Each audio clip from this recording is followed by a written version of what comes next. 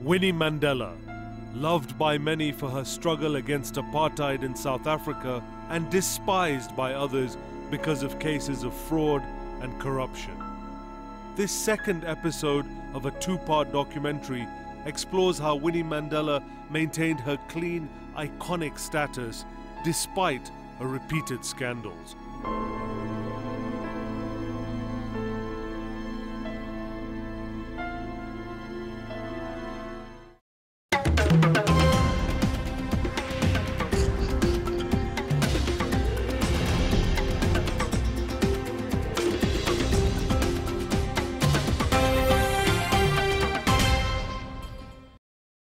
The first part, Winnie Mandela, Black Saint or Sinner, explored how Winnie's support for Nelson Mandela led to his release in 1990.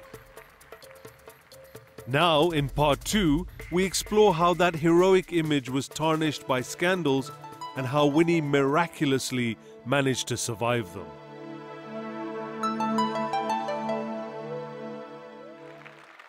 Mandela's release in 1990 was what the nation had been hoping for since 1964.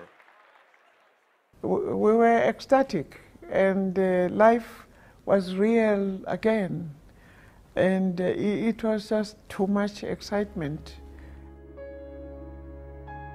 But for Winnie, the happiness was short-lived. Her ghost from the past was soon to resurrect. There was the Stompie Sepai murder case for which she was sentenced in 1991. And it was revealed Winnie had been unfaithful during Nelson's imprisonment. Winnie's scandals were harming Nelson Mandela's bid for the 1994 presidential election. He felt compelled to separate from her in 1992. Nelson Mandela made his decision public with this declaration: "My love for her remains undiminished. However, in view of the tensions that have risen owing to differences between ourselves in a number of issues in recent months, we have mutually agreed that a separation would be best for each one of us." Things around Winnie quietened until 1993, when she was elected chairlady of the ANC Women's League. Then Nelson Mandela in 1994 was elected as South Africa's first black president. Never, never, and never again shall it be that this beautiful land will again experience the oppression of one by another and suffer the indignity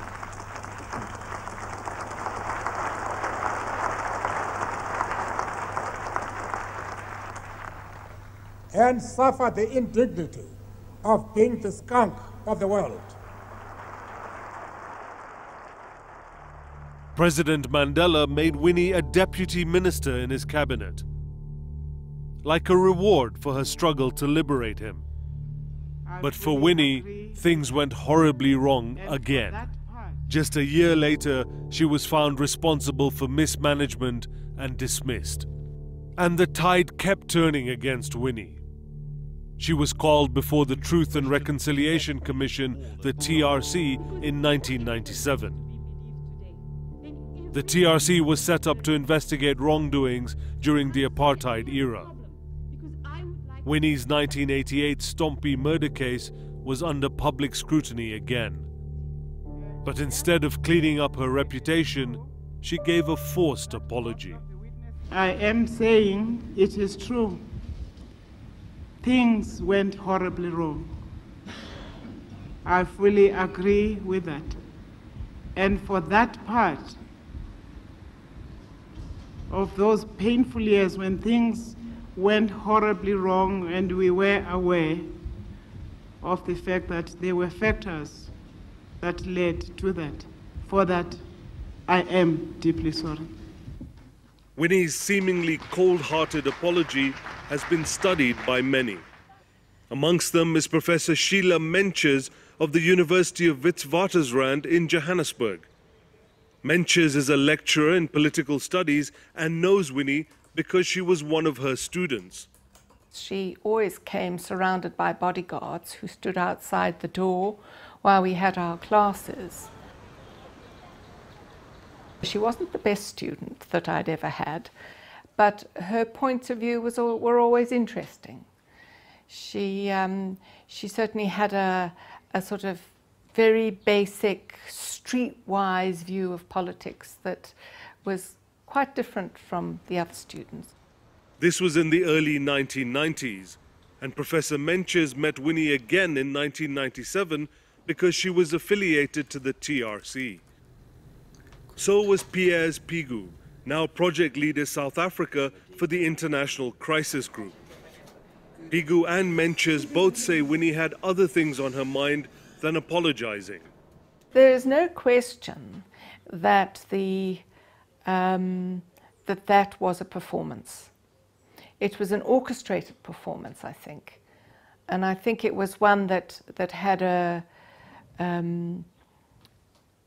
that was very, very aware. And I'm not sure that she was the only one who orchestrated it. I'm quite sure that there were people around her who were governing the way in which she was presenting herself. Pigu says Winnie considered the TRC as a smear campaign against her because she was vying for a senior position in the ANC. Mrs. Mandela's response throughout was that everyone was lying, everyone was mad or crazy or had some kind of vendetta against her. And there were certainly elements inside the ANC at that stage, even though her former husband was president, who were dead against her getting anywhere in that contest. And in some respects, Mrs. Mandela also saw this as part of a campaign to bring her down in terms of her own political ambitions. So I think she was in combative mood from the get-go. She knew she would face a lot of her detractors in terms of the specific allegations. So she took on a stance which was rigid and inflexible and unapologetic. South African psychologist Sats Cooper says that Winnie's rigid posture is still to be understood because a lot of information on the Soweto violence was not available for the TRC. I think that the truth of this matter will still be told someday. I think that many others who were there ought to have testified. They didn't. Those who stood up to condemn her had evidence, but they did not provide this evidence. But her appearance before the TRC was not the end of Winnie's fall from grace. In 2003, she was found guilty of misusing her position in the ANC Women's League to sell funeral policies. Psychologist Sats Cooper says that in the early days of South African parliamentary democracy, there were no effective controls of power, and that might have affected Winnie's behavior. That's something that happens when power has its own life, and the power itself envelops people. So that power, if you feel that you are untouchable, you will engage in things where it's easy to say that you're doing something on behalf of the people, and the people and your own interests become blurred. And then the memory of suffering over all this period, that adds to the feeling of entitlement in that situation. Professor Menches also believes that her former student might have granted herself privileges in return for her long struggle. What we have seen is a sense in which we didn't fight this struggle to be poor, as Matsingonyama said, and I think there's a sense of entitlement, especially from kind of royalty. Royalty should be supported, and this is the royal family of South Africa that we're talking about. Winnie stepped down from the ANC Women's League. And in retrospect, the 13-year period since Mandela's release reads like a catalogue of disaster for Winnie.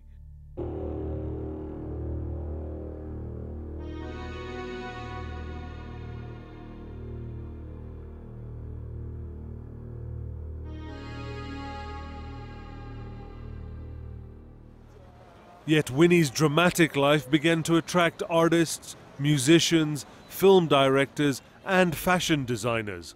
There was the 2013 movie Long Walk to Freedom with Winnie Mandela. The most beautiful girl I've ever seen. There was the 2011 movie Winnie by South African director Darryl Road. He was touched by Winnie's life. When she came to Johannesburg and got embroiled in what she got embroiled in, then she meets Nelson Mandela. And now he turns out to be ultimately the most famous man of all time, other than Jesus, perhaps, you know what I mean? I don't know, you know? So that's an incredible story. It's like in its own right, how a young country girl falls in love with this guy who becomes the most famous guy in the world, and she goes through all of that trials and tribulations. I became the best stick fighter in the district. There wasn't a boy who could beat me. You were a stick fighter? Yes. So watch out. And even in South Africa's reclusive opera scene, Winnie's life inspired musicians and writers.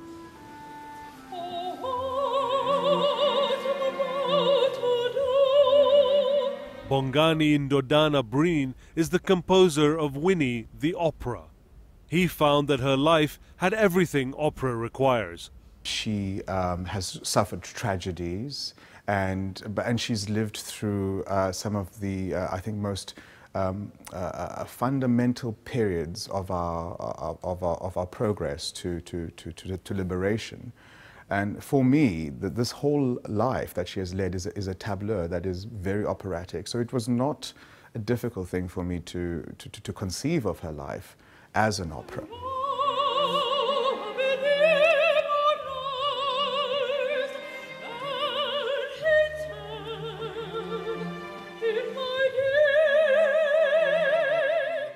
The opera was well received by the audience, and certainly by Winnie Mandela herself.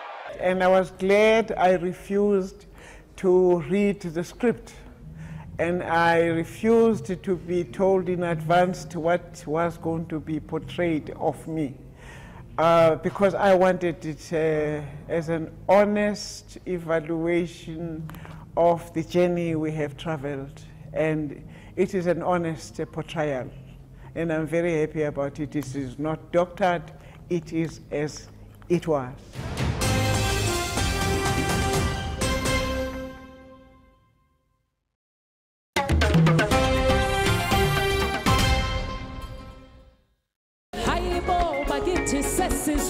The life of Winnie Mandela inspired a generation of musicians. Singer Yvonne Chaka Chaka dedicated a song to Winnie in 1987 when she was banned by the apartheid regime. We wrote a song called Winnie, Winnie Mandela, Winnie, Winnie, but obviously it was not allowed. So we then decided to change the song and wrote it, I'm winning, my dear love, which was very clever because the song was saying, Winnie, Winnie, my dear love, I'm winning, winning, winning, winning.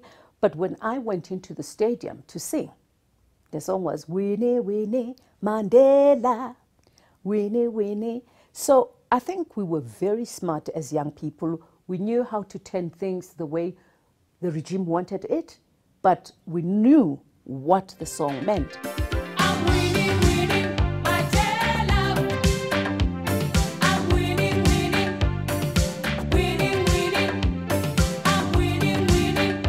The dramatic life of Winnie somehow earned a big respect. And this respect is also reflected in iconic images. There is a clothing line called the Winnie Mandela Signature Collection, designed by the South African Sonwabile Ndamase. He is also the designer of the shirts of Nelson Mandela. She is such of an inner soul person who doesn't dress to be seen, but dress to make a statement. Anything that she puts into her body, it's a statement on its own. because she understood the culture of African person.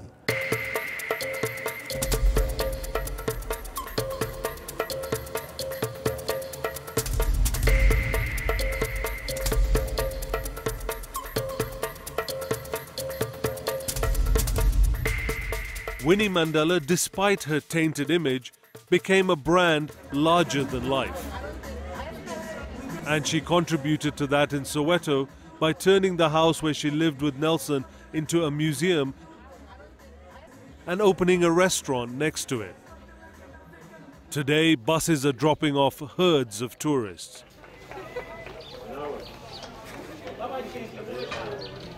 Local entrepreneurs thrive on it, but one could wonder whether visitors would have a notion of the violence that raged through these streets.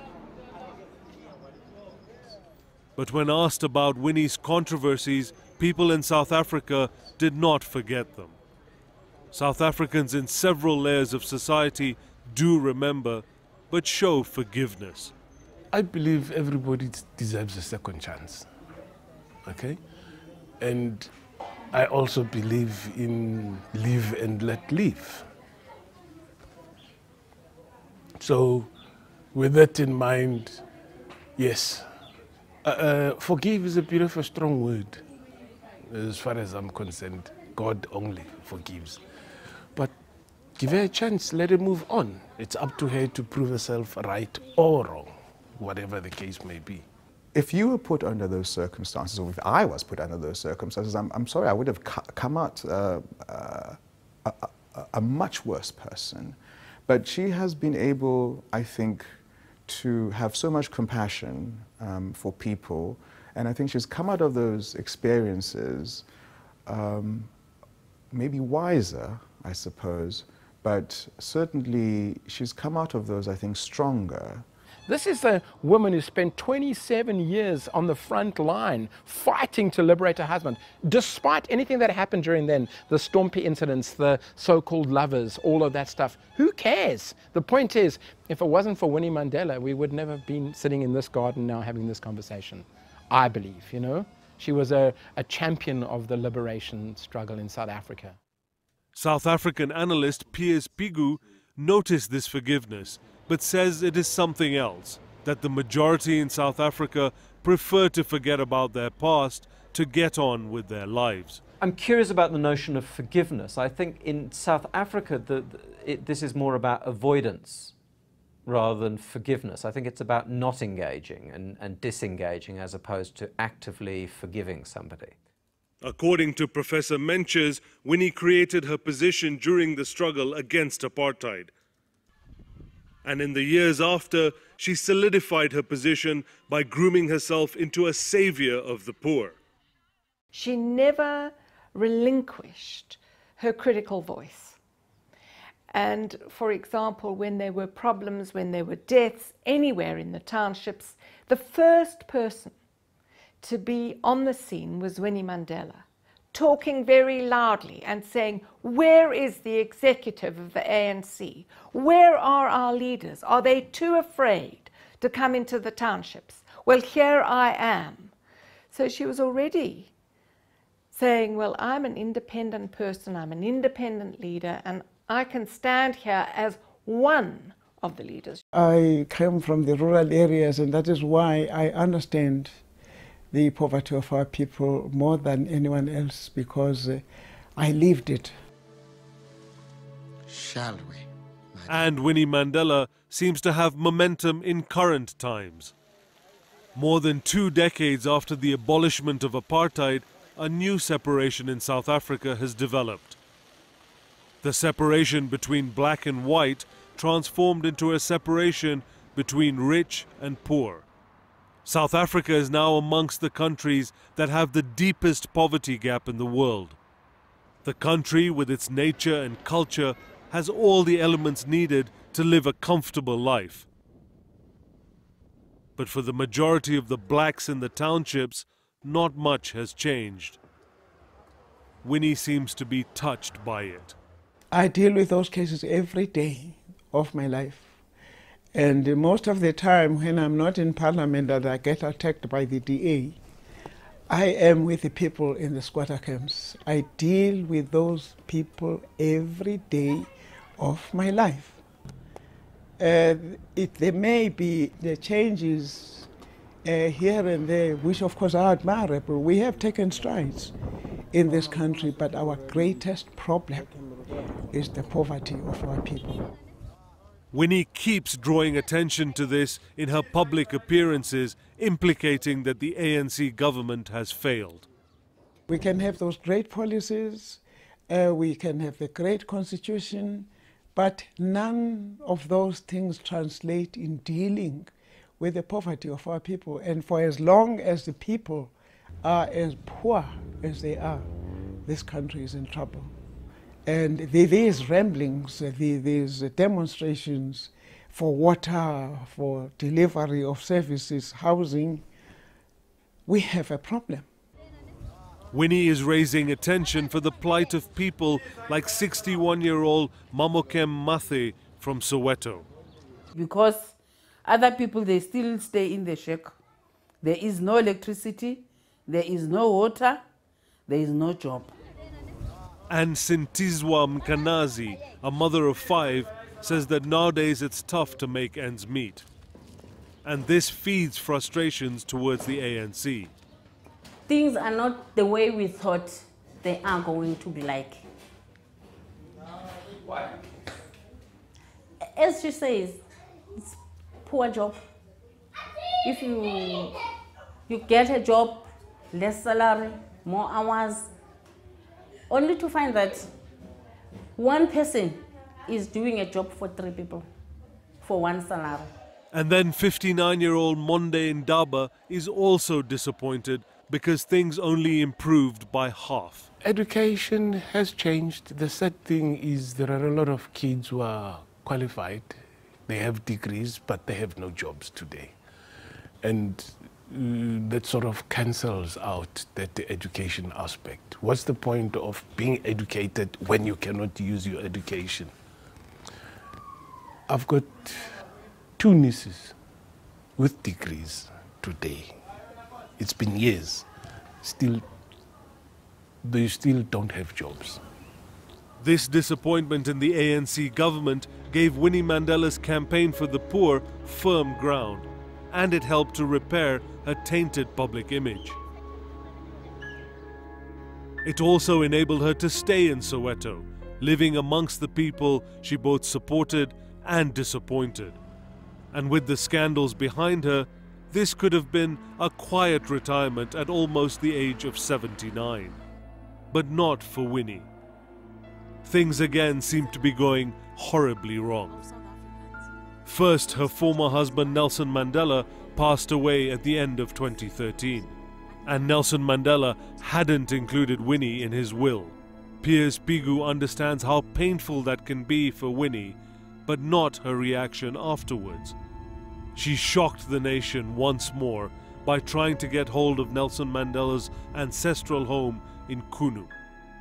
Some people do see it as unfair that he didn't provide some kind of symbolic gesture towards Mrs. Mandela, Mrs. Madikizela Mandela. So yes, I mean, I can understand that, but her subsequent actions in terms of trying to get the house in Kunu, I think portray her in an extremely negative light. Piers Pigu says the claim on Kunu is also amazing, since Winnie had a good income through her struggle pension and through a South African MP's salary.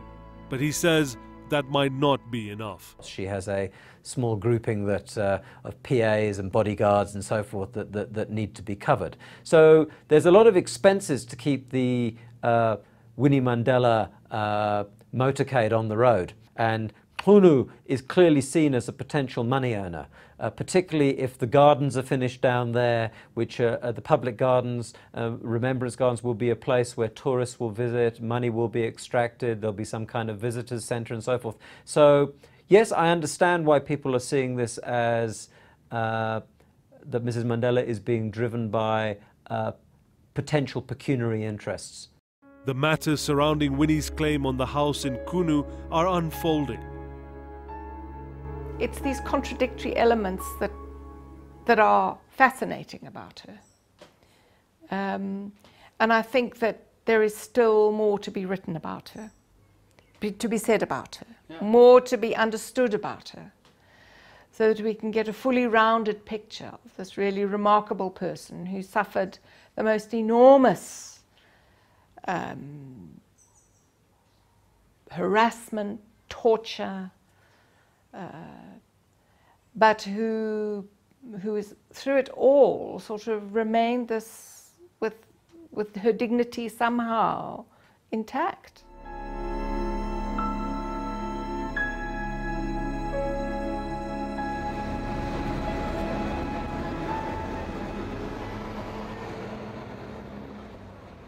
Whether or not she fades to grey gracefully and retires quietly into the countryside, that seems unlikely given her persona. And I think that people will always be interested in what her opinion is about the extent to which the ANC has achieved what it set out to and what are the major struggles.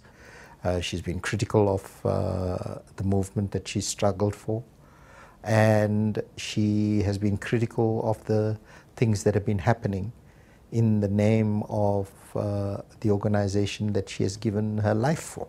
She's going to keep on sort of making statements and going to present herself at these different rallies, at these different tragic moments and so on.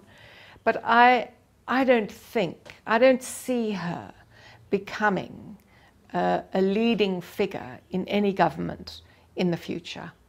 I just think that in a way she's now been put into retirement rather than perhaps retiring. And what of Winnie herself? She says she is proud of her life, but she is not necessarily the only mother of the nation. I never felt it was referring to me alone. I considered all the women who have sacrificed their lives. My age group, I consider all of them as mothers of the nation. I never thought and never claimed that it is my personal title in any way, because I didn't give it to myself. It's the masses of this country I threw stones with when we were fighting, and I'm one of those who engaged the enemy physically as well. And very proud of it, that I did what I did underground, and I was part of those who brought down the regime. So I don't really mind whatever they call me. Sometimes that mother of the nation is translated negatively. I don't really give a damn. What is important is the fact that I am one of those who brought them down, and I walk tall about that. And I'll do it again.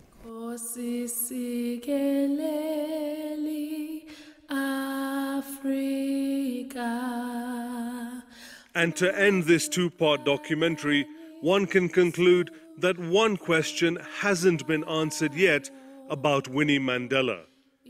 Is she a saint or is she a sinner? Amanda!